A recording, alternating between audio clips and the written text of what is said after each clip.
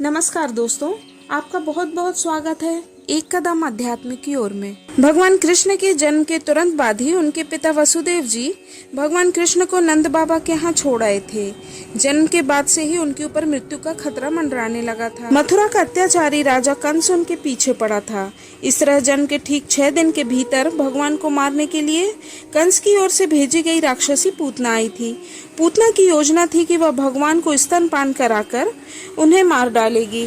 लेकिन पूतना कौन थी और वह राक्षसी कैसे बनी, आइए जानते हैं इसके बारे में। पूतना पिछले जन्म में राजा बलि की पुत्री थी, जो एक राजकन्या थी। पिछले जन्म में पूतना का नाम रत्नबाला था। एक दिन राजा बलि के यहाँ भगवान वामन पधारे। भगवान वामन की सुंदर और मनमोहक छवि देखकर रत्नबाला के मन में ममता जाग गई।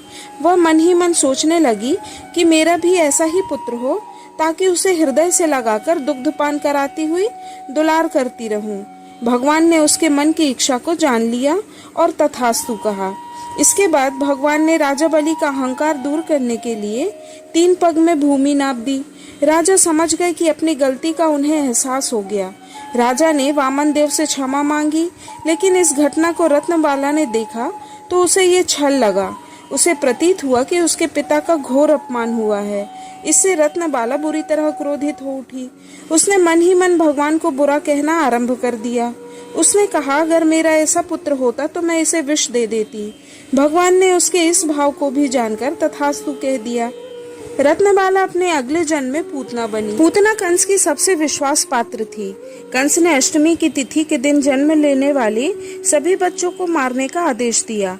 आदेश मिलने के बाद पूतना गोकुल पहुंच गई। पूतना भेष बदलने में माहिर थी। उसने सुंदर स्त्री का वेश धारण किया और भगवान कृष्ण को दुग्धपान कराने लगी। भगवान ने उसे पहचान लिया और उसका वध कर दिया। इस प्रकार से भगवान के हाथों पूतना का वध हुआ और जन्म मरण के बंधन से मुक्त कर दिया। वहीं पूतना की दुग्ध और विष पिलाने की इच्छा को भी पूर्ण किया। पूतना भले ही राक्षसी थी, लेकिन दूध पिलाने के कारण उसे श्री कृष्ण की माता का दर्जा प्राप्त है।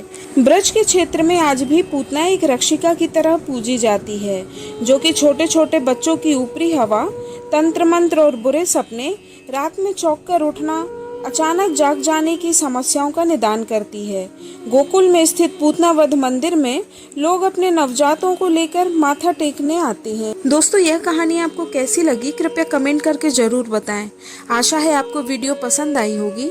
कृपया इसे लाइक, शेयर और सब्सक्राइब जरूर करें। धन्यवाद। जय श्री कृष्ण।